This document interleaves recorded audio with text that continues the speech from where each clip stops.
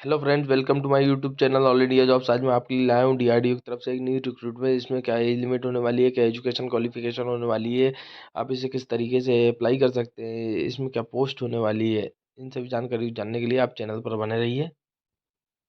अगर आप चैनल पर नए हैं तो वीडियो को लाइक करें, चैनल को सब्सक्राइब करें और बेल आइकन को बटन जरूर दबाएं। तो फ्रेंड्स चलते हैं अब हम नोटिफिकेशन की ओर। तो ये नोटिफिकेशन जो डीआरडीओ की तरफ से आया हुआ है, डीआरडीओ क्या करता है ना, आर्मी के लिए वेपन्स को डिज़ाइन करने का कार्य करता है। ठीक है। अब आर्मी के वेपन्स में गन भी आती है, बुलेट्स भी आती है, मिसाइल भी आती है, तोप्स भी आती है। ठीक है ना। तो ये सब डिज़ाइन करने का काम किसका है? डीआरडीओ का। डीआरडीओ डीआरडीओ से ही समझ में आता है ना, डिफेंस रिसर्च एंड डेवलपमेंट और ऑर्गेनाइजेशन। ठीक है ना। अब ये जो वैकेंसी निकाली गई है, इस वैकेंसी को अप्लाई करने की डेट जो दी गई है 21 अक्टूबर से 17 नवंबर दी गई है। मतलब 17 नवंबर से आपको पहले इस वैकेंसी को अप्लाई करना है। अप्लाई करने के लिए जो आपको साइट दी गई है www.rac.gov.in दी गई है। इसमें जो वैकेंसी होने वाली है वो साइंटिस्ट की होने वाली है। साइंटिस्ट टेप वाली जो वैकेंसी है उसके लिए आपको पेमेंट दी जाएगी 1,31,000। पे स्केल दिए, बेसिक पे दिया गया, मतलब 1.5 लाख तक आपकी पेमेंट बनने वाली है। इसमें दो वैकेंसी निकाली गई है। नेवल आर्किटेक्चर से आपकी नेवल आर्किटेक्चर और सिविल इंजीनियरिंग वाले इस वैकेंसी को अप्लाई कर सकते हैं। आपकी जो हाईएस्ट क्वालिफिकेशन दी गई है वो first class bachelor degree naval engineer architecture एवं सिविल इंजीनियरिंग से होनी चाहिए। 13 ईयर का एक्सपीरियंस हाईएस्ट मांगा गया है। अगर आपका 7-8 साल का एक्सपीरियंस है तो भी आप इस वैकेंसी को अप्लाई कर सकते हैं। फिर आ जाते हैं हम नीचे कंप्यूटर साइंस एवं इंजीनियरिंग वाले। कंप्यूटर साइंस और इंजीनियरिंग वाले क्या होते हैं ना, उनको भी फर्स्ट क्लास बैचलर डिग्री और 13 ईयर का एक्सपीरियंस हाईएस्ट मांगा गया है। और कम एक्सपीरियंस वाले भी इस वैकेंसी को अप्लाई कर सकते हैं। इसमें जो आपकी क्वालिफिकेशन मांगी गई है वो computer science engineering, information technology, computer science एवं सिस्टम इंजीनियरिंग, सॉफ्टवेयर इंजीनियरिंग एवं टेक्नोलॉजी वाले भी इस वैकेंसी को अप्लाई कर सकते हैं। फिर आ जाते हैं हम साइंटिस्ट ई वाले। बेसिक पे दिए गए 1,23,000 रुपये, जिसमें लेवल 13 वाले 7 CPC वाले 14 वैकेंसी निकाली गई है। इसमें आपकी सैलरी बनने वाली है 1.5 लाख तक। ठीक है।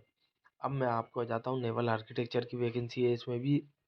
उसके बाद इलेक्ट्रॉनिक्स एवं कम्युनिकेशन, इलेक्ट्रॉनिक्स एवं टेलीकम्युनिकेशन, इलेक्ट्रॉनिक्स एवं इंस्ट्रूमेंटेशन कंट्रोल वाले वैकेंसी निकाली गई है। ठीक है ना। 10 ईयर का एक्सपीरियंस मांगा गया है। पेमेंट कम हो गई, 1,23,000 पे स्केल दिया गया है, तो आपकी पेमेंट भी कम हो जाएगी, इसलिए 10 ईयर का एक्सपीरियंस भी मांगा गया है 13 से।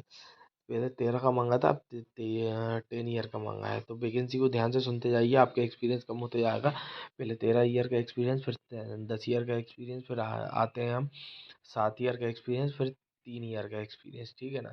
तो आते हैं फिर मैकेनिकल इंजीनियरिंग वालों की पोस्ट निकाली गई। 10 ईयर का एक्सपीरियंस मांगा गया, फर्स्ट क्लास बैचलर डिग्री सभी चीज़ों में मांगी गई है। फिर आते हैं हम नीचे नीचे की ओर। इसमें जो वैकेंसी जो डिफरेंट निकाली गई है, मैकेनिकल इंजीनियरिंग वालों की भी निकाली गई है। नेवल आर्किटेक्चर हो गए। उसके बाद आते हैं हम नीचे की ओर। तो इसमें वैकेंसी निकाली गई साइंटिस्ट डी वाली, जिसमें बेसिक पे दी है 78,800, 78,800। लेवल 12 की वैकेंसी, 7 CPC है। 8 वैकेंसी निकाली गई है। इसमें जो आपको मांगा गया है वो MSc फिजिक्स एवं रेडिएशन फिजिक्स मांगी गई है। 7 ईयर का एक्सपीरियंस मांगा गया है।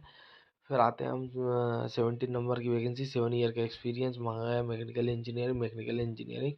उसके बाद electrical and electronics communication engineering. फिर एरोनॉटिकल वालों की बहुत दिनों से वैकेंसी नहीं आई है, तो डीआरडीओ ने वैकेंसी निकाली है 7 ईयर के एक्सपीरियंस के साथ। तो आप 3 ईयर से 7 ईयर का एक्सपीरियंस है, तो आप इस वैकेंसी को अप्लाई कर सकते हैं। मैकेनिकल ऑटोमेशन इंजीनियरिंग वाले भी अप्लाई कर सकते हैं। एरोस्पेस इंजीनियरिंग वाले भी इस वैकेंसी को अप्लाई कर सकते हैं। ठीक है ना। तो फिर आ जाते हैं हम साइंटिस्ट सी की तरफ। साइंटिस्ट सी की तरफ क्या है, मैकेनिकल एवं एरोनॉटिकल इंजीनियरिंग वाले इस वैकेंसी को अप्लाई कर सकते हैं। 3 ईयर का एक्सपीरियंस मांगा गया है। कंप्यूटर इंजीनियरिंग वाली वैकेंसी निकाली गई है। मटेरियल इंजीनियरिंग वाली वैकेंसी निकाली गई है। ठीक है। तो अब मैं आपको बता देता हूँ इस वैकेंसी को अप्लाई कैसे कर सकते हैं आप। तो इस वैकेंसी को अप्लाई करने के लिए जो आपकी फ़ीस रखी गई है वो 100 रुपये रखी गई है। 100 रुपये में आप इस वैकेंसी को अप्लाई कर सकते हैं। आपकी क्वालिफिकेशन और एक्सपीरियंस होना कंपलसरी है आपके लिए। कुछ वेटेज ईयर दिए गए हैं, जैसे कि पोस्ट ग्रेजुएशन इंजीनियरिंग से 2 ईयर की वेटेज दिए गई। पोस्ट ग्रेजुएशन मेडिसिन से है तो आपकी 3 ईयर का वेटेज दिया गया है। डॉक्टरेट दिया गया है, डॉक्टरेट्स डिग्री है आपके पास साइंस से, तो 3 ईयर का वेटेज दिया गया है। और डॉक्टरेट डिग्री इन इंजीनियरिंग दी गई है तो 4 ईयर का वेटेज दिया गया है। ठीक है ना। एम टेक वाले भी अप्लाई कर सकते हैं। ठीक है। अब मैं आता हूँ एज लिमिट पे। तो साइंटिस्ट DEF के लिए जो दिया गया है 50 ईयर का रिलैक्सेशन वो 50 ईयर तक के व्यक्ति ये अप्लाई कर सकते हैं, और साइंटिस्ट सी वाले में 40 ईयर तक के अप्लाई कर सकते हैं।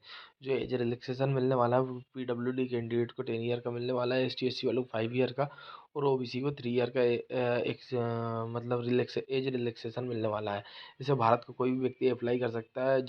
अप्लाई करने के लिए मैंने आपको साइट बता ही चुका हूँ, www.rse.gov.in पर जाके आप इस वैकेंसी को अप्लाई कर सकते हैं। ठीक है। आपको अब मैं आपको बता देता हूँ कि जो जो चीज़ें जो डॉक्यूमेंट्स मांगे गए हैं वो डॉक्यूमेंट्स में क्या क्या होना चाहिए आपके। जैसे डेट ऑफ बर्थ का प्रूफ जो है, 10th की मार्कशीट में आपकी जो डेट ऑफ बर्थ लगी है वही आपको डालनी है, क्योंकि वही चेक करी जाएगी। जो डॉक्यूमेंट वेरिफिकेशन के समय भी आपको समझ में आएगा, वहाँ पर गलती हो जाती है तो दिक्कत होती है। और रिसेंट की पासपोर्ट साइज़ फ़ोटो मांगी है 30 KB में, जिसका साइज़ होना चाहिए 110 से लेके 140 पिक्सल। ठीक है ना। उसके बाद स्कैन सिग्नेचर होने चाहिए आपके, वाइट पेपर ब्लैक पेन से सिग्नेचर करना है। मार्कशीट, एक सर्विसमैन डिसेबिलिटी सर्टिफिकेट या फिर कास्ट सर्टिफिकेट्स आपको सभी अपलोड करने हैं जी। Caste EWS ST SC OBC और PWD कैंडिडेट। ठीक है ना। ये 22-23 का ही अपने सर्टिफिकेट्स लगाएं, क्योंकि बाद में दिक्कत होती है, फिर वो आपसे करंट का मंगवाएंगे तो आपको प्रॉब्लम होगी बनवाने में, और आपकी इन सदस्यता कैंसिल कर देते हैं वो। ठीक है ना। इसमें क्या होने वाला है, आपका एक एग्ज़ाम होने वाला है और आपका एक फाइनल इंटरव्यू होगा। फाइनल इंटरव्यू के बाद अभी आपकी मेरिट लिस्ट निकाली जाएगी। ठीक है। क्लोजिंग डेट जैसे मैंने बताई दी है, 23 अक्टूबर से लेकर 17 नवंबर के बीच आपको इस वैकेंसी को अप्लाई करना है। लेवल 10 से लेकर 7th CPC वाली वैकेंसी है ये। यही सभी जानकारी आपकी दी गई है। ठीक है ना। अगर आपको जानकारी पसंद आई है तो वीडियो को लाइक करें, चैनल को सब्सक्राइब करें, बेल आइकन को बटन जरूर दबाएं। Thank you.